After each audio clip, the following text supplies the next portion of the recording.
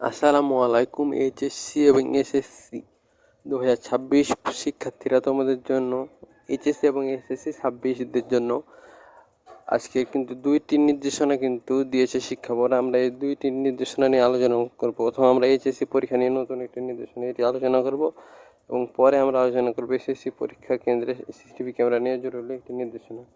তাহলে চলো আমরা শুরু করি। এইচএসসি পরীক্ষা 2026-এর উত্তরপত্র মূল্যায়নের পরীক্ষক ও পরীক্ষক নিয়োগের জটিলতা এড়াতে সব শিক্ষককে বিষয়ভিত্তিক ইলেকট্রনিক টিচার ইনফরমেশন ফর্ম পূরণের নির্দেশনা দেওয়া হয়েছে। আগামী 22শে জুনের মধ্যে এ ফর্ম পূরণ করতে হবে।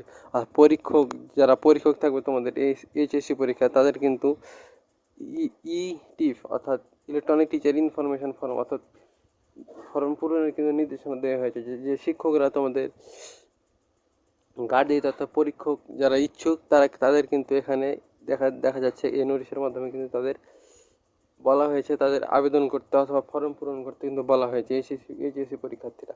আর এসএসসি পরীক্ষার্থীদের জন্য আরেকটি নির্দেশনা হয়েছে এসএসসি পরীক্ষা নিয়ে কেন্দ্রে সিসিটিভি ক্যামেরা নিয়ে জরুরি নির্দেশনা।